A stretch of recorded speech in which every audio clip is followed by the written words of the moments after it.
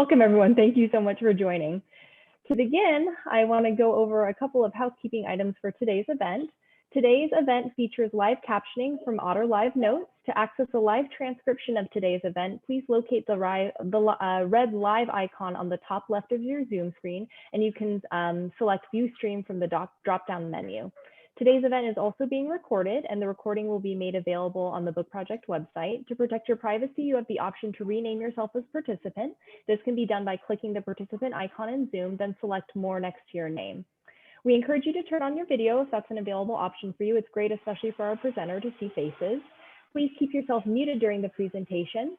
During the presentation and also during our question and answer, you are invited to ask any questions you have of our presenter in the chat. And during our Q&A, you can also use the raise hand feature, or you can go ahead and unmute yourself to ask your question. The UC Davis Campus Community Book Project promotes dialogue and builds community by encouraging diverse members of the campus and surrounding communities to read the same book and attend related events. The Book Project, a signature initiative out of the Office of Diversity, Equity, and Inclusion since 2002, advances the mission to improve both the campus climate and community relations, to foster diversity, and to promote equity and inclusiveness. Currently in its 19th year, the Book Project in 2020-2021 focuses on the theme of mental health and features graphic memoir Marbles, Mania, Depression, Michelangelo, and Me by Ellen Forney. Our theme and selection are supported by a year-long program of events, including lectures, workshops, book discussions, film screenings, exhibits, performances, and more, which this year will take place virtually. Our program culminates when Ellen Forney, our featured author, comes to UC Davis on Monday, March 1, 2021, to speak at the Mondavi Center for the Performing Arts. For more information about the Book Project and about our events, please visit our website. When I have a chance, I will go ahead and drop a link to our website in our chat. And there on our website, you can find up-to-date event information, registration links, and other resources. We also welcome your involvement, students, staff, faculty, and community members, in selecting the Book Project featured title and in planning our annual program. If you're interested in getting more involved with the Book Project, please send us an email, which I'll put into the chat, or refer to the Book Project website for more information. And now, to introduce our speaker, I'm going to turn things over to ML Farrell, Director of Alumni Engagement for the UC Davis School of Medicine. ML? Thanks, Megan. Hello, everyone. As Megan said, I'm ML Farrell, and I'm a member for about the last 4 years of the Campus Community Book Project Selection and the Program Planning Group, which has been a great thing, as well as being Director of Engagement for the UC Davis School of Medicine alumni. So I also want to welcome everyone who's joined us for this Zoom meeting tonight, our alums, our students, and friends of UC Davis and the Campus Community Book Project. And I'm really pleased to introduce our speaker tonight, Dr. Amy Barnhorst. A member of the UC Davis School of Medicine class of 2006, Dr. Barnhorst is an emergency and inpatient psychiatrist who sees patients in the county jail, crisis unit, and inpatient psychiatric hospital, and in the UC Davis emergency department. She's vice chair of hospital and community services at the UC Davis Department of Psychiatry and holds a joint appointment in the Department of Emergency Medicine. And she's nationally recognized expert on firearms laws and mental illness, and her academic work focuses on the interface between violence, suicide, firearms, and mental illness. She's presented nationally on these topics and writes about them for Psychology Today and the New York Times. And currently, she is leading the Bullet Points Project, funded by the state of California to develop and disseminate a firearm injury prevention curriculum to healthcare providers. We're really pleased to have her share her wisdom, her experience, and her expertise with us tonight. Dr. Barnhorst, the screen is yours. Thank you. Thanks for that nice intro, ML. Now I have to figure out how to actually get this screen back. Oops. Megan, something funny is happening on my screen because the recording box is still up and I can't do anything in the Zoom. Is there a way to get that away? Let me pause the recording and then I'll start it back on once your screen share goes. So I'm going to pause. Are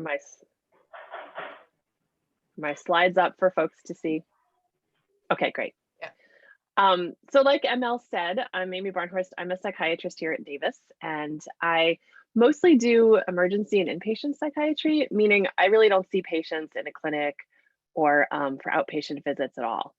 So the folks that I take care of are usually on some kind of involuntary psychiatric hold, and oftentimes very much in a crisis, either a suicidal crisis, or they're hearing voices, or they're just unable to take care of themselves.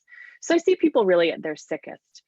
And a lot of the folks I see do have bipolar disorder, because that being an episodic illness that can get very serious often lands people in hospitals or in a crisis unit or in the jail, unfortunately.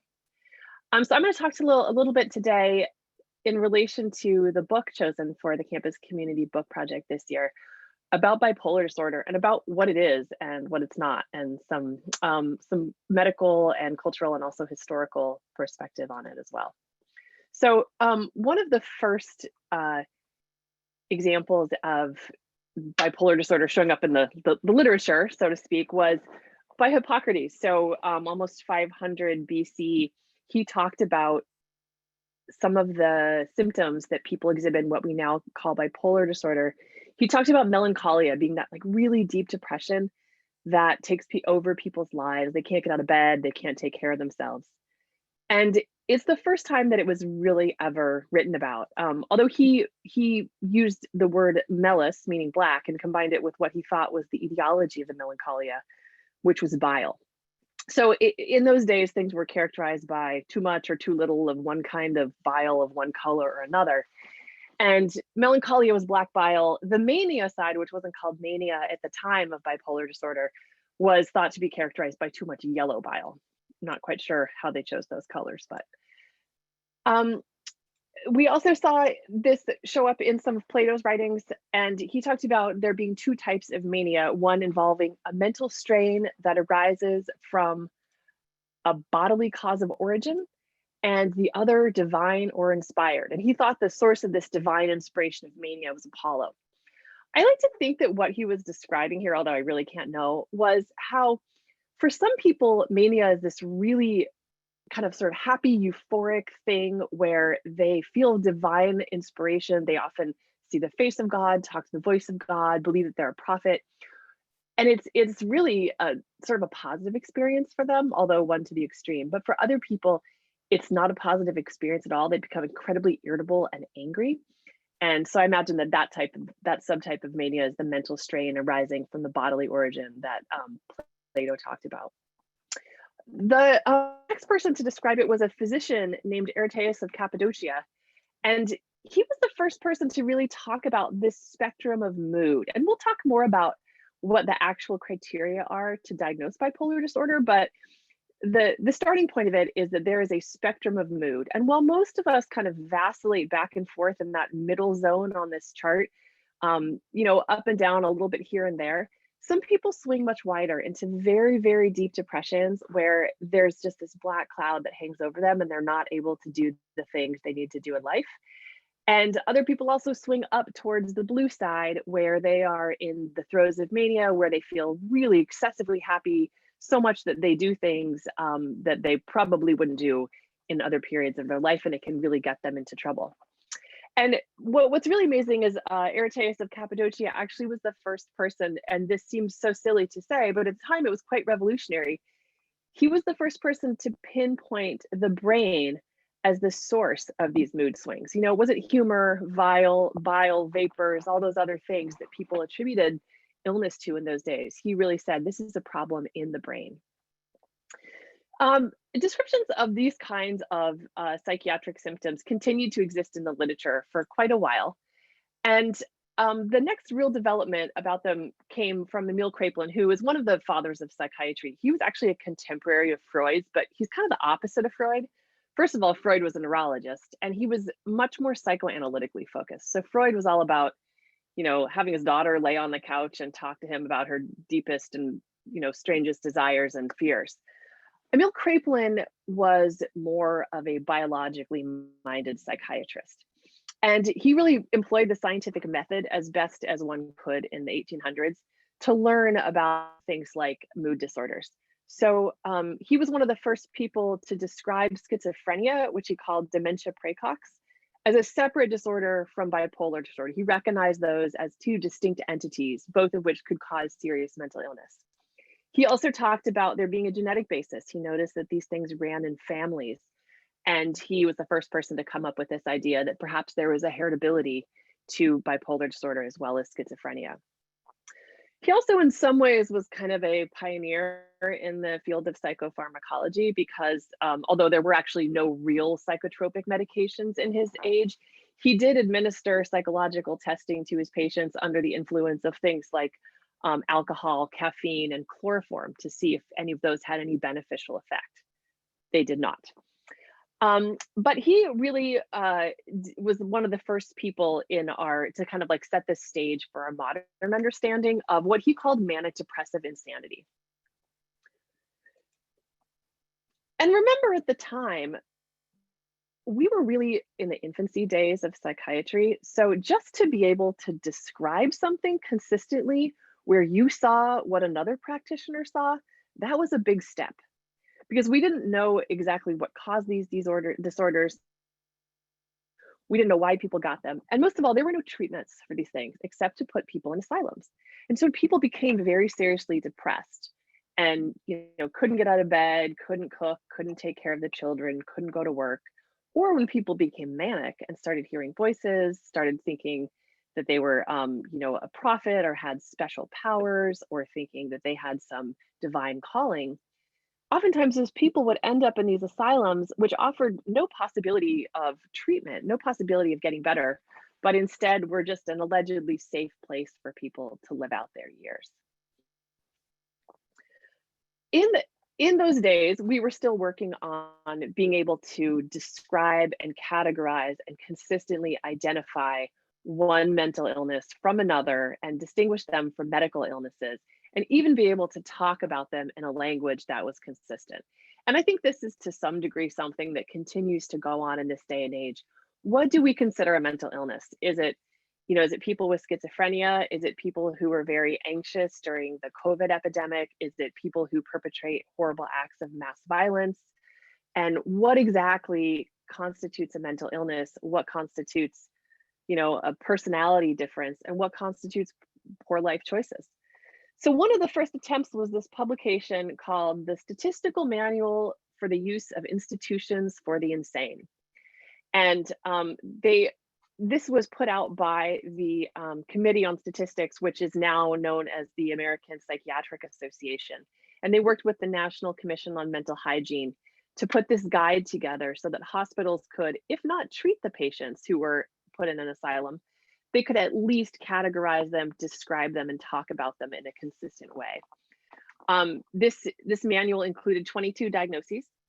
And I just can't get over that of all of the cover images, they chose this picture of neglect and decay to talk about people who were living in asylums, although I suppose that is actually very telling.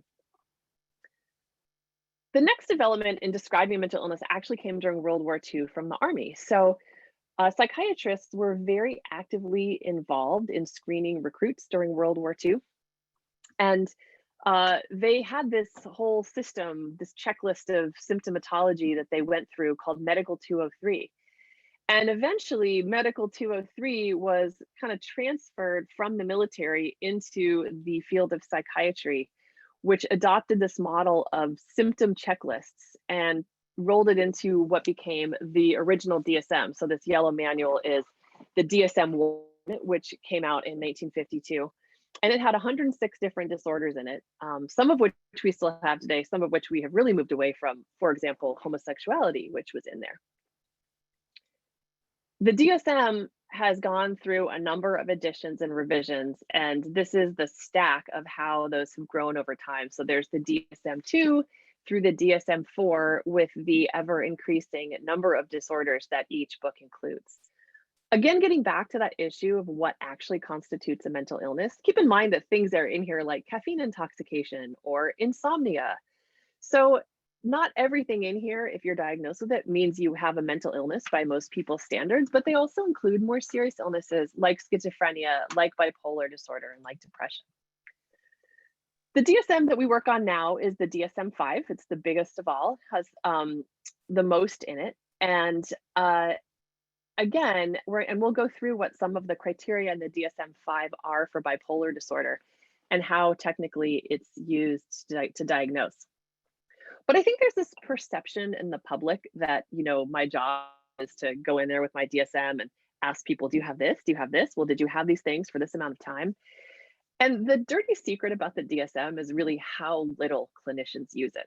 I almost never open my DSM unless I'm teaching a class or writing a paper or some academic reason where I actually need to refamiliarize myself with that pesky list of symptoms.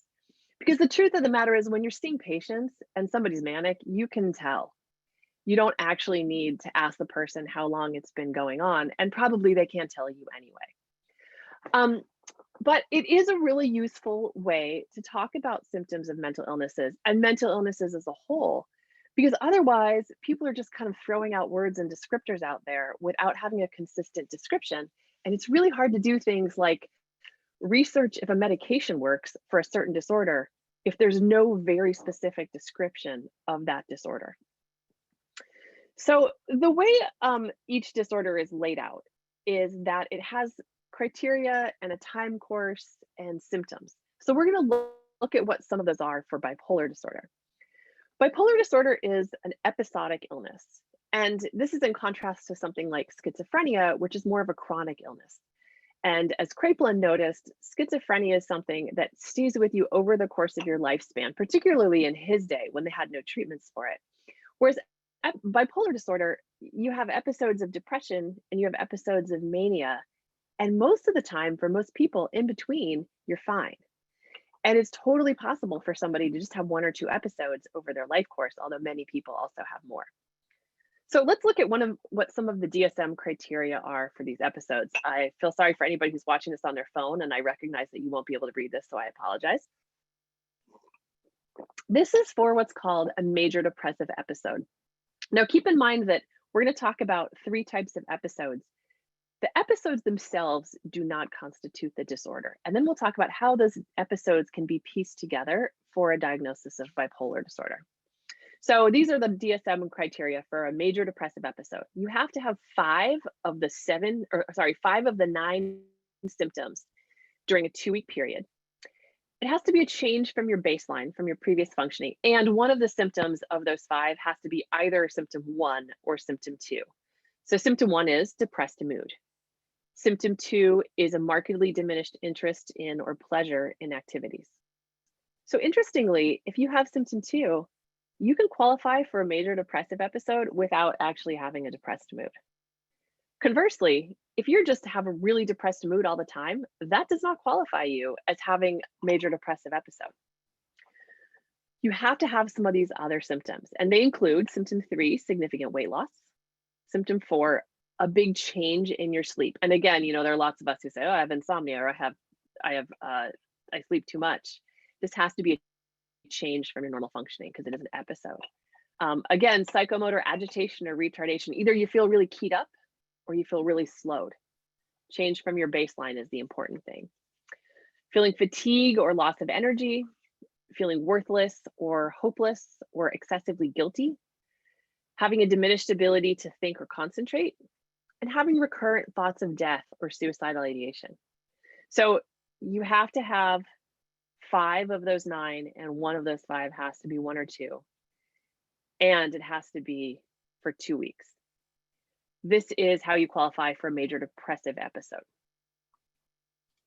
Now, maybe you just have major depressive disorder, but a psychiatrist then might ask or observe or get a history from somebody who knows you to find out if you've had what's called a hypomanic episode. So hypo means less than, hyper means more than. So if you're hyperactive, you have too much activity. If you're hypoactive, you're kind of just lying there. So hypo means a little bit less than mania, but it's like above normal. And to qualify for a hypomanic episode, you have to have, again, it's a distinct period. So you're not just one of those people who's like buzzing around, really energetic, super happy all the time, because that's your personality. That's a different thing. This is a distinct period where your mood is elevated, expansive, or irritable, and it lasts for 4 days. And during this time, you have to have 3 of the following symptoms, or 4 if your mood is only irritable and not super happy. You have to either have inflated self-esteem or grandiosity. So suddenly you have, all this confidence, like you think you can do all these things you wouldn't normally do. You have a decreased need for sleep. So you're getting, 3, 4, 5 hours of sleep. Sometimes people who Our hypomanic can go on a few hours of sleep for a long time. You're more talkative than usual, or you feel like you have so many ideas kind of going through your head that you just keep talking. And again, this is not just those people who are like super chatty all of the time. This is a change from their baseline where all of a sudden you're like, oh my gosh, that person will not shut up. La la la, you know, that is a distinct episode. And the internal thing that's going along with that is this flight of ideas. You have all these thoughts going through your head, and so you're talking them really fast to say them, but they're also hard to keep up with. And you're very distractible, so you kind of flit around from one project to the other or one thought to the other. An increase in goal-directed activity. So this can be like, it's often in hypomanic episodes, cleaning activity or creative activity. Sometimes for people, it's other work activity or sexual activity. And then the last one is an excessive involvement in things that have a high potential for harm to you. So, you know, taking up a really risk-based sport, doing drugs you would never do, going on spending sprees, starting businesses or investing in things that will never go anywhere. So part of the hypomanic episode, and this is the C criteria at the bottom here, is not only is it a clear change in the person's regular functioning, it's not like, oh, I'm just kind of always chatty and not very good with money. It's like, this is different. But importantly, as criteria E says, the episode is not so severe that it causes a huge impairment in functioning. We all like to have a little hypomania. It's how papers get written, it's how houses get cleaned, it's how projects get finished. Hypomania doesn't cause people problems. And we'll talk a little bit about what that means for people who have hypomania in a minute. Mania, on the other hand, causes people problems. And I don't know why this is highlighted at the top of the slide, so you can ignore that. Mania is the opposite side of the mood spectrum from depression. And to qualify for mania, you need to have 3 or more of the symptoms, again, 4 or more, and they have to be present for a week rather than just 4 days like in hypomania. The symptoms are the same, but the difference about mania is that it actually causes you a marked impairment in your social or occupational functioning. So something bad happens in your life. You are causing problems for yourself. And the kinds of problems we see with folks is that, you know, they have a sexual indiscretion and it ruins their marriage. They take out a second mortgage on their house and blow all the money on gambling and they can't pay it back. They get involved in some sort of, you know, sketchy business deal and lose a lot of money. Or if they have an irritable type, they get in fights. They often end up, you know, assaulting people, getting assaulted themselves, end up in jail. By definition, mania causes you problems. So there's actually 2 subtypes of bipolar disorder. There's bipolar 1 and bipolar 2. And bipolar 1 is the much more severe type. Bipolar 2 is the less severe type. So we're going to look at how those 3 different episode types actually combine together to give you a diagnosis of either bipolar 1 or bipolar 2. Now, if you only have a major depressive episode, you might actually have major depressive disorder if you've never had mania or hypomania. So for bipolar 1 disorder, 1 manic episode is both necessary and sufficient for your diagnosis. If you've had a hypomanic episode, that's fine. If you've had a depressive episode, if you've been hospitalized, or if you have psychotic features, meaning you're perceiving reality in an altered way. That can be things like visions, hearing voices, feeling like you get special messages from divine powers, seeing or hearing or registering things that other people don't see or hear. In order to have bipolar 1, you just need 1 manic episode in your life and nothing else. Many people will have serious depressive episodes or second manic episodes or hypomanic episodes, but I have seen the occasional patient who has 1 manic episode and then they're fine. And it's really hard to convince those folks that they need long-term treatment because, you know, it was 5 years ago or 10 years ago and they've recovered from it. I saw one patient who had never had a depressive episode, but in the middle of graduate school, he left his graduate program, wandered across the United States, hitchhiking with random truckers and going into towns, and decided that he wanted to be like a religious person. He wanted to convert people to Christianity. He'd never been religious in his life. And he wandered around going to churches, living among the homeless. And after a few weeks, he snapped out of it and realized that he had, you know, blown his grad school program.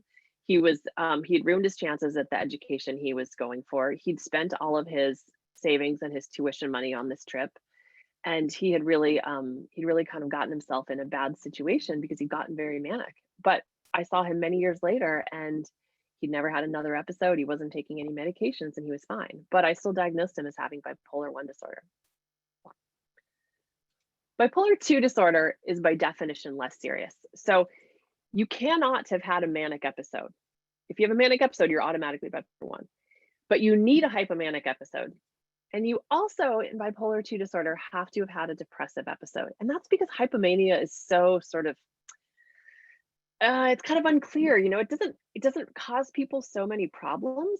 So it's not like you can say things like, oh, well, were you hearing the voice of God, or were you ever hospitalized for not sleeping for 5 days? It's harder to say like, hey, did you ever have a time where you got your house really clean and you felt great about it? People don't remember that as much. So you also have to have a depressive episode.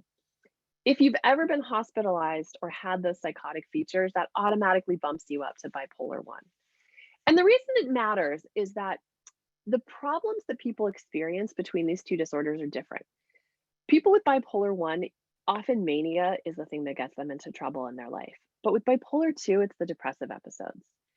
And the depressive episodes in bipolar disorder can be deeper and darker than they are in even just a regular major depressive disorder.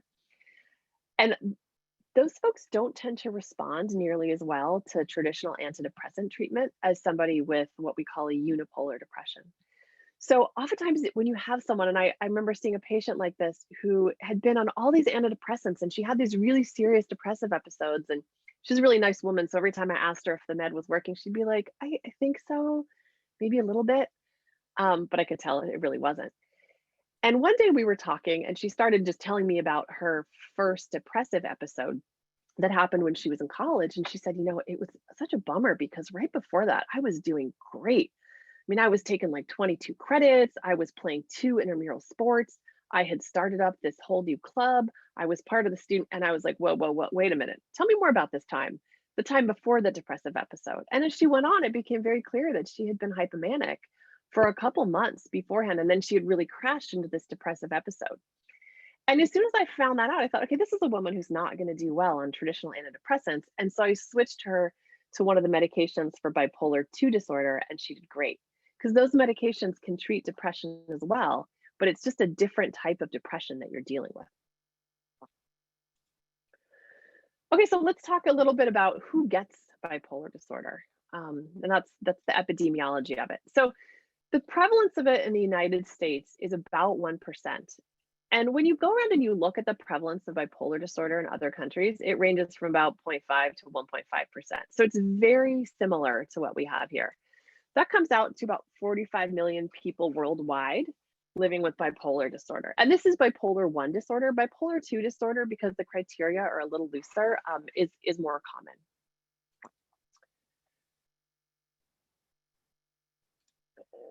There's a strong genetic component to bipolar 1 disorder.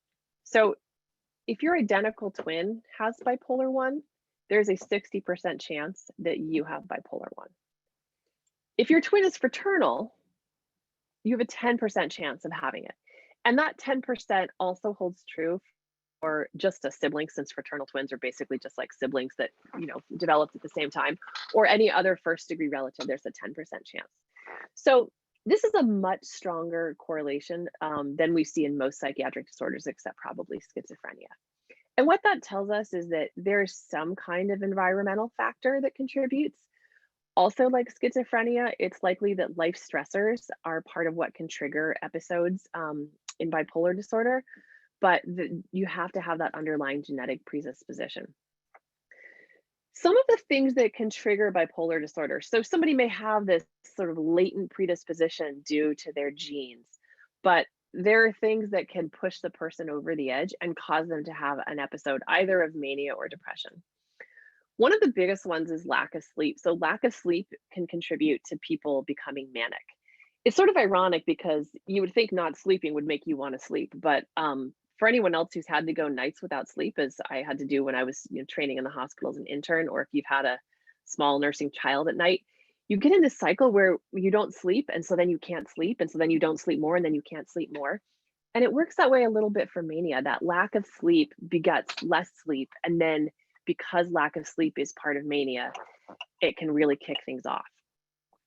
Interestingly, mania can be a really big problem. I actually had a good friend who worked on research boats, and she was down in Antarctica in what was our winter, their summer, a year or two ago, and she had a very serious manic episode on the boat because it never got dark, and so she just wasn't sleeping as much as she normally would have been. So this is something we see at the higher latitudes.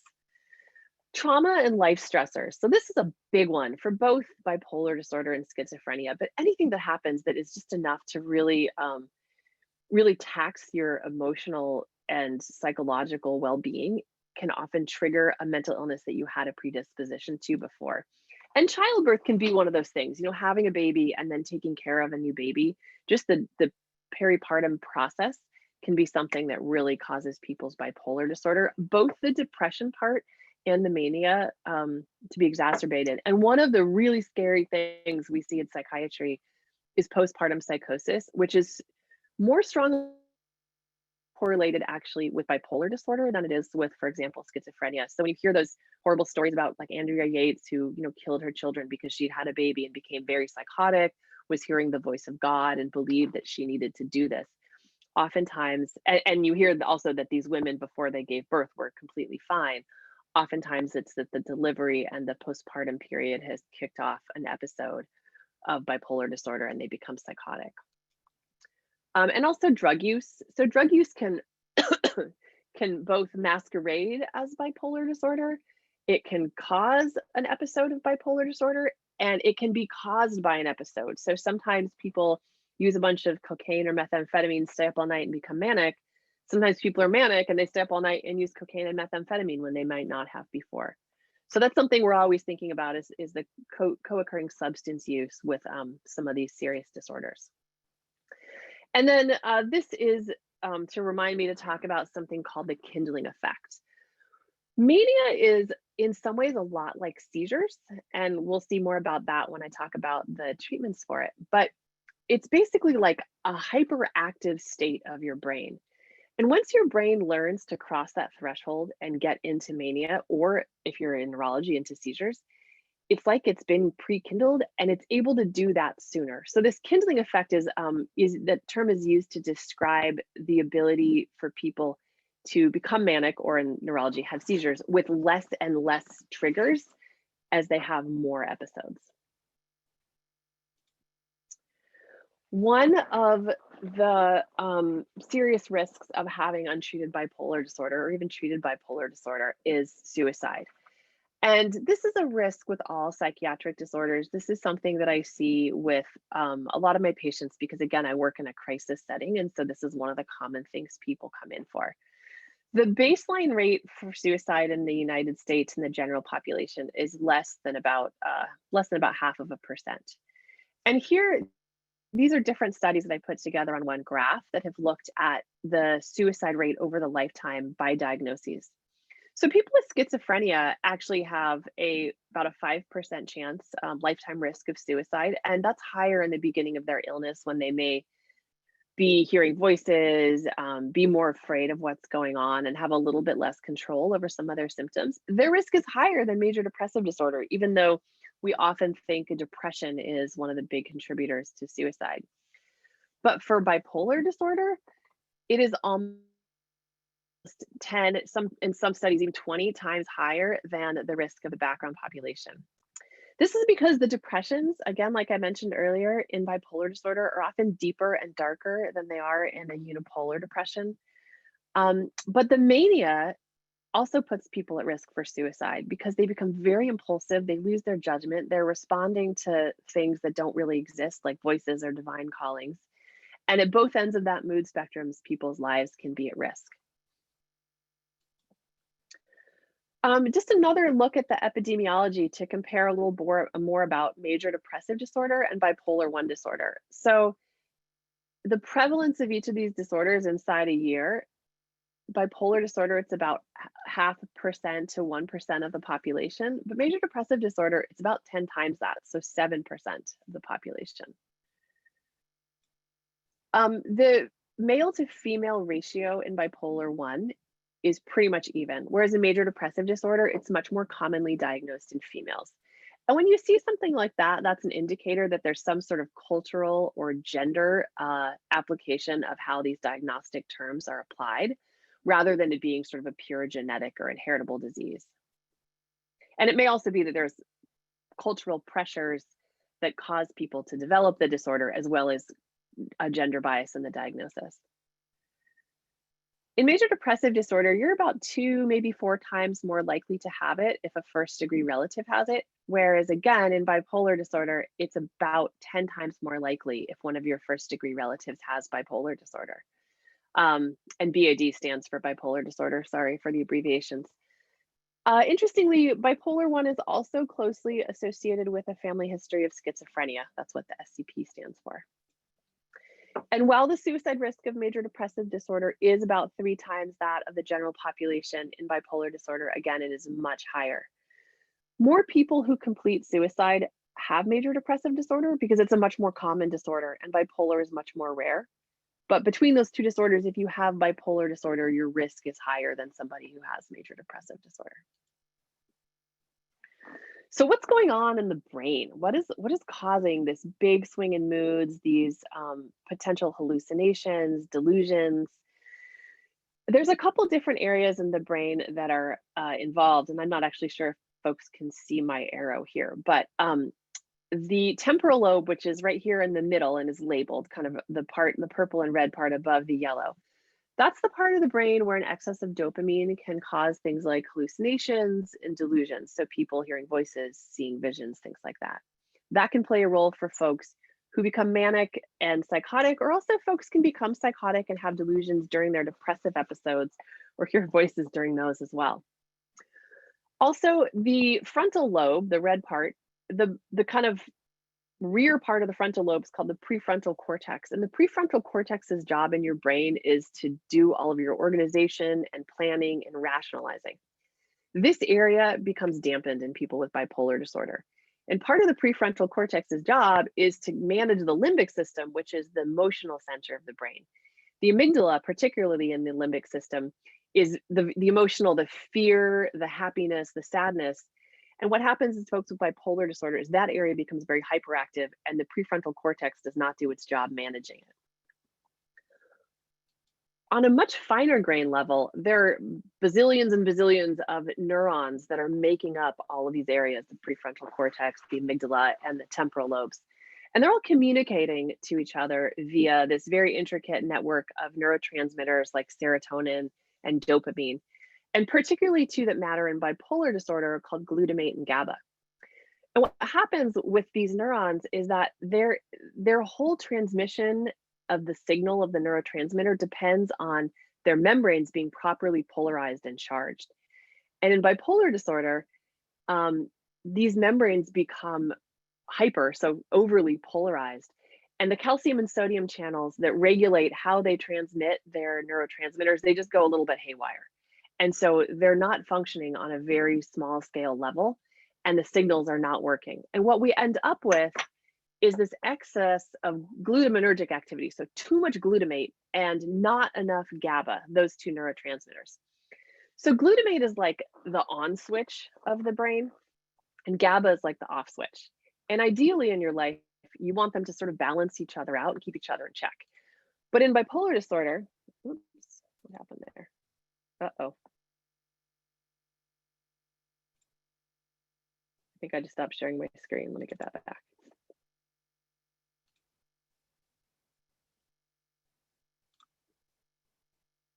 Am I sharing again? Okay, great. So in bipolar disorder, these 2 things are very out of whack. There's too much glutamate and not enough GABA. And what you need to be able to do is restore that activity so you have balance between the 2. Somebody who has too much glutamate, they may be manic. That's also very similar to what happens in seizures. You get an excess of glutamate activity and too little of the GABA to regulate it. So a lot of the medications that treat bipolar disorder, they actually either increase the GABA so that now they're balanced out again, or they block the glutamate. So again, now they're balanced out even though at a different level. And that's how medications work for bipolar disorder as well. Some of the common medications we use are actually, we call them mood stabilizers in psychiatry, but when I work with my neurology colleagues, they're called anti-epileptic or anti-seizure medications.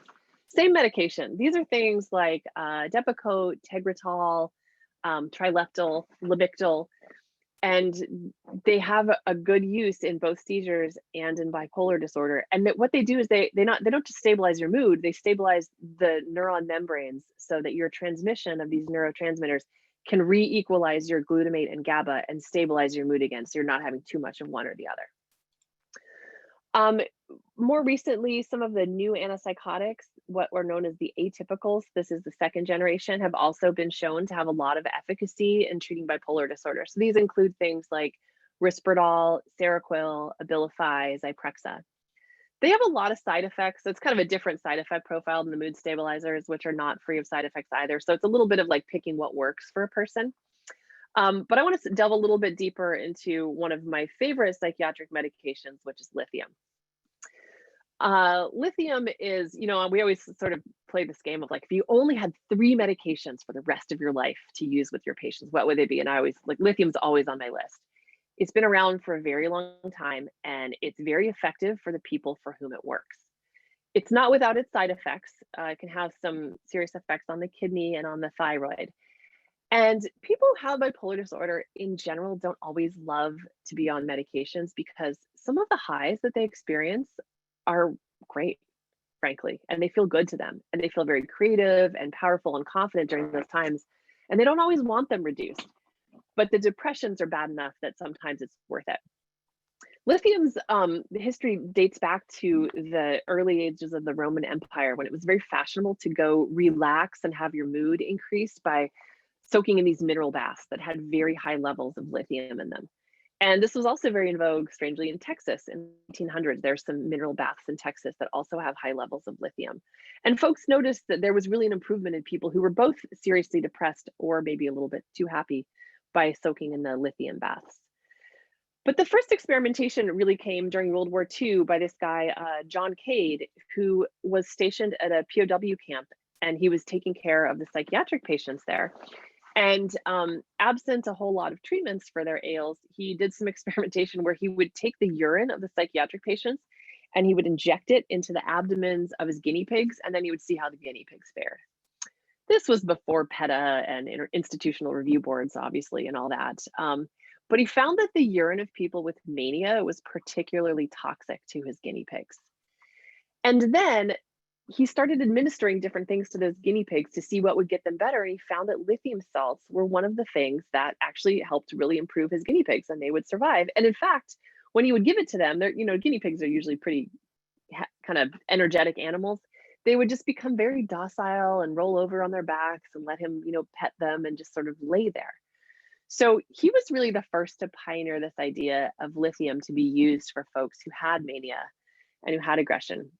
And then another man named Mogens Schau later in 1970 actually did the first double-blinded randomized placebo-controlled trial of lithium and published it in the Lancet and showed that it worked quite well for bipolar disorder. And we continue to use it even though there are so many new fancy medications that have come out in the ensuing 50 years. We use a lot of lithium because it does continue to work, and its side effect profile is, I would actually say better than a lot of the other options we have. And interestingly, lithium is only one of 2 medications in psychiatry that has been shown to reduce suicide in patients who take it. And the other one is actually an antipsychotic. Antidepressants have not been shown to have that effect on the suicide rate, despite nearly 1 in 10 Americans taking antidepressants. So let's talk a little bit about the cultural aspects of bipolar disorder, because I think it's always important to consider when we talk about mental illness, and when I talk about as a psychiatrist diagnosing mental illness, how much of this is an intrinsic property of the person and how much of this is cultural, how much of it is part of the situation, the world that they live in. And great examples where I think this discussion is really important are, for example, the number of kids in our school system diagnosed with ADHD. How much is that part of the kid? And how much of that is the school system, the teachers being overtaxed, them, oftentimes targeting kids of color for behaviors and them getting overdiagnosed? How much of this is part of our expectations of kids and what we expect them to be able to do when they're 5 and 6 in a school. But one of the interesting things, particularly about bipolar disorder, is that really across all cultures, across all continents, the prevalence of it is consistent. It really is right around 1% plus or minus a little bit. And this is not the case for things like for ADHD, for example, or even for eating disorders where, I don't think the eating disorder diagnostics are particularly tricky, but people live in societies where that sort of behavior is either, promoted or supported on some level or not. And so the rates of eating disorders vary largely within, among cultures. Bipolar disorder, really not so much. And the presentation of the disorder is also really similar across cultures. So people tend to have the same rates of depressive episodes, manic episodes, suicide attempts. And this is really good evidence for a genetic underpinning to a disorder rather than, say, more of a social or environmental one. That being said, there are things that vary with different cultures. And this is true for all mental illness, not just bipolar disorder. But what really varies between different cultures is people's self-perception. What does it mean to be a person with a mental illness? And oftentimes the idea of bipolar disorder, it's interesting because I sort of joke that a lot of patients who don't have bipolar disorder want to have it, and patients who have it say they don't have it. Because the people who have it often are in this denial about they don't want to be mentally ill. They don't want to have this stigma associated with it. They don't want this label put on their experience. On the other hand, sometimes people do cling to this diagnosis, even when it's not accurate, because it gives them an external locus of control. It's like, well, I didn't yell at you. That was my bipolar disorder. I didn't do those things. That was my bipolar disorder. So the self-perception around disorders is very complicated. Most people don't want to have a mental illness, but even more so than medical disorders, there's a level of denial that they can keep up about that you don't see quite as much, although we do see it in disorders like diabetes or heart disease. And then some people rely on their mental illness as an explanation as part of their experience and their identity and their behaviors. Another thing that varies largely across cultures is how other people perceive mental illness. And this is something that in the United States, we really don't do very well at all. People with mental illness are not, they're not thought highly of, they're not looked after, they're not well taken care of, programs are not funded, mental health specialties are not, they're not strongly enrolled in. We are short providers and services everywhere we go. And part of that is because it's not something that we think highly about, and it's not a population that we put a lot of energy into caring for. Because of that, and this is worse in other countries, but also better in a lot of countries, people have really different rates of access to treatment and care, and that really affects their prognosis of death, not just by suicide, but by many of the other things that affects people with serious mental illness. You have higher rates of diabetes, heart disease, hypertension, a lot of other things that can kill you as well. Rates of family support vary, and this is, of course, all tied into perception by others and self-perception of mental illness. I traveled to Nepal a few years ago, and I went to their inpatient psychiatric unit. And it was basically the Nepalese correlate of where I work here in the United States at the county hospital. But I was absolutely shocked because they don't have any mental health workers there. They don't have people on the floor feeding patients and taking care of them. And they have family members. They have a rule that if you're in the psych hospital, you have to have a family member there 24/7 with you. And you know what? The patients just do. And this was so shocking to me because a lot of the times I can't even get a family member on the phone, or like the family members have long since, been done with these folks and they're out living on the street. They haven't seen their mom in years. And so it's this very different approach of how we take care of our family members and how we support people with mental illness and keep them at home and look after them. And then what are the social safety nets for the people whose families are not there for them? Do we have an income for them so they can live? Do we have homeless services if they're not able to keep an apartment? Are we able to make sure that they have food and clothing? What kinds of social support system are out there for the people with mental illness who unfortunately do fall off of that curve of society and aren't able to take care of themselves? These are the things that vary much more in terms of bipolar disorder having an effect on how it presents than the actual disorder itself, country to country. And then there's also this question of how people react to different providers. There's a long history of psychiatry doing, harm to their patients and experiments to their patients. And so the way people perceive psychiatric medications and psychiatric practitioners also varies widely from different cultures, not just around the globe, but also within the US. So oftentimes surveys will show that African American people don't want to see white psychiatrists, that Latino and Asian groups have high rates of not wanting, or low rates of seeking care when they do have serious mental illness. And so different, even subcultures here in the United States will have different perceptions of who they will trust and who they will seek out. So looking at some of the history of people who have maybe had bipolar disorder throughout time, Joan of Arc is one of the first people that's talked about. She was somebody who, from the age of 13, said that she saw visions and received messages from saints, was told that she needed to go fight in the 100 Years' War and convince the king to let her go into battle. And she became sort of this rousing morale booster for the troops, and was killed for that. But it's often thought, given the descriptions that came out of her experience and why she felt so compelled to go into war, that she was in fact manic at the time. There was speculation that Beethoven may also have had bipolar disorder. He struggled with depression and he self-medicated with alcohol, occasionally becoming suicidal. But then he would also have these times where he'd stay up all night for numerous nights in a row, composing multiple symphonies at once. I think most people know the story of Vincent van Gogh, who struggled with depression, but also hallucinations and other types of madness. At one point cut off his own ear and had some really bizarre behaviors around that, and eventually died by suicide. And Winston Churchill, who described the black dog of depression that stalked him, he also had a habit of staying up all night writing. And again, this may be that he was just sort of a night owl, but he wrote 43 books on top of his rather busy day job. And that kind of productivity, as many of you may know, is really hard to sustain in normal times. So these folks that are able to just turn out incredibly creative and powerful works in really high volume oftentimes do it in periods of hypomania or sometimes even mania.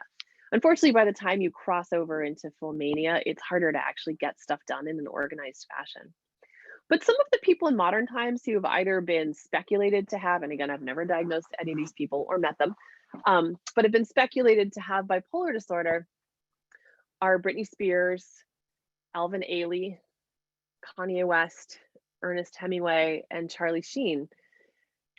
Some of these folks have had very public manifestations of what appear to have been manic episodes where they became very emotional, very energetic. People speculated they were on drugs. There was in fact a whole TV show where somebody had Charlie Sheen take a drug test because they were so convinced he was, and indeed he was not. They also become very grandiose and creative. And it's no accident when you look at this collage of folks that pretty much every one of them is an artist or an entertainer of some sort. These are creative types who make new things. They make new songs, new roles, new choreography, new books. They're coming up with this stuff from this deep creative core and with this energy and a confidence to put it out in the world that a lot of us don't have. They've also, most of them, suffered the consequences of some of that energy and that creativity. And many of them have struggled with serious depression as well as had problems with their up times.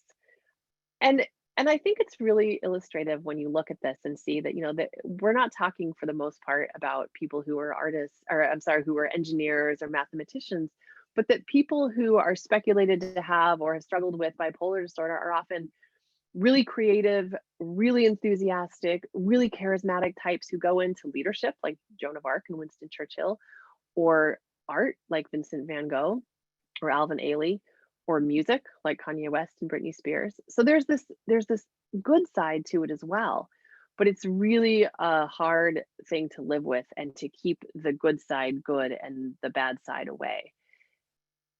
And over the years, I think it's probably the bipolar disorder has contributed a lot of art and light into the world, but that the folks who have had it have really had to suffer heavily for their contribution.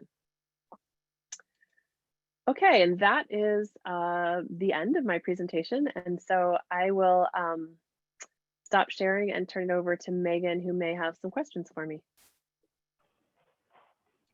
Thanks so much, Amy, for that incredibly insightful presentation. We have a couple of minutes left before our event ends at 6:30. So I invite folks, if anyone has any questions, you are more than welcome to put them into chat. Thanks so much for putting that first question. So Amy, we have a question that reads, what is the long-term effect of Lamictal on the brain? And my apologies if I'm mispronouncing that medication. It's okay. Yeah. So Lamictal, close enough. The long-term, so Lamictal is one of the anti-epileptic medications that works to stabilize the neuronal membranes and restore that GABA glutamate balance. I'm not sure if I can speak to its long-term effects on the brain. I don't know. I don't know if there's any research on like, if it changes things, but I know that its treatment effect is to stabilize that membrane so that you can restore the balance between those neurotransmitters. And it's used both as anti-seizure medication in certain types of seizures, as well as a mood stabilizer for depression, for bipolar. But mostly it has a lot more effect on the depressive side of bipolar than it does on the manic side. And I don't know what makes it different than the other mood stabilizers in that regard. But it's one of the things I go to if I have somebody who, for example, has bipolar 2 disorder, but their big problem are the depressive episodes. Another question, how do creative individuals feel medication treatment impact on their artistic or creative ability? Yeah, that's a great question. And I've had a number of people say this to me, like, I don't want to take medications. This is where I get my creativity from. And it's really hard because, they're right. Some of them are right. Some of them are wrong though.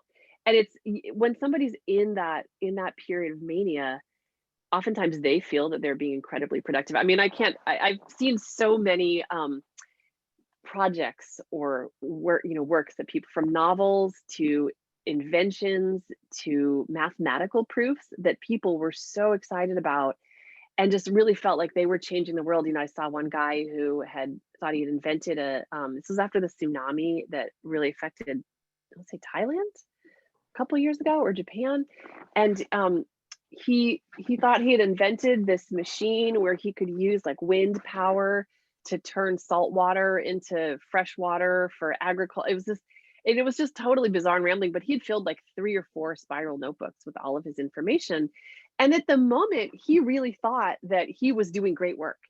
But, this was a guy who had no background in this, and it didn't make any sense. And so it's really hard to convince him, like, hey, you need to take medications because, you're not making sense. He thought he was doing great.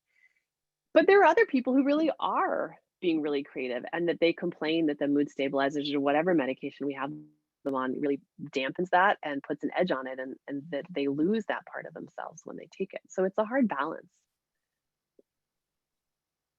Thanks so much. So we have 3 questions that have been put into chat. I just want to check in with you, Amy. Are you okay to stay a couple minutes after 6:30 to get to these questions? Yeah, we can do the 3, yeah. Okay, so the first question, how do you suggest we counter the stigma of mental health conditions in this culture? And I know that's a big question. Woo! How long do we have? This is a really hard one. I mean, I'm going to say, first of all, that I think there's a really big stigma against mental health disorders in this country. And people often say, like, oh, well, this would never happen if you had diabetes or if you had, lupus. But part of the thing that's different is that when you have a mental health disorder, one of the big things it affects is your relationships with other people. So if your coworker has lupus or diabetes, it's not really that likely to affect you. Whereas if your coworker, comes into work and they're hypomanic and really irritable and they yell at you and they get really upset at you and you get in a big argument, like, that's going to affect your relationship and that's going to make things hard. If your spouse or your partner is really depressed and they don't want to contribute to household chores, they don't want to go anywhere, they don't want to see friends, they don't want to do anything, that's different than if if their blood sugar is running high. And it affects people in a different way. And so I think that's part of where, some of it is stigma, but some of it is actually like a real effect on the really important emotional connections that we have and expect from people. And mental illness can really sever those connections in a way that medical illness doesn't.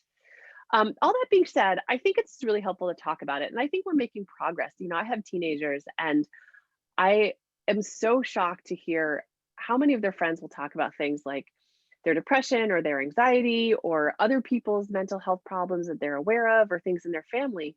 Whereas even in my generation, you never talked about that. Like if you went on antidepressants in college, that was your deepest, darkest secret. And now people are like, oh, which one do you take? Paxil, Celexa. It's much more part of the conversation. And a lot of celebrities have come out and said, hey, I struggle with bipolar disorder too, or I had a deep depression and I was hospitalized. And I think that's really helpful to know how pervasive and how common it is. But it's a big uphill battle. Thanks so much. How do you recommend getting help for a person who seems to be experiencing mania and feeling that there is nothing wrong? Yeah, this is a really hard one that I struggle with often. So, I see people once somebody has managed to at least get them into care, but me trying to convince them they need to be there and to take some medications is really hard. One of the only ways I've found is to really focus on not saying, you're delusional or you're manic and you need these medications, but really picking out what it is in their life that they've harmed. Like, well, it sounds like, you went on a spree of sexual indiscretions and now your girlfriend's thinking about leaving you. Or, let's look at your bank account balance. It sounds like you're overdrawn because you took out all of this money and then you spent even money you didn't have on a shopping spree you shouldn't have been on.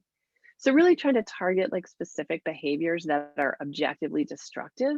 You lost your house and now you're living on the street because you burned it down because you thought you could have an indoor bonfire.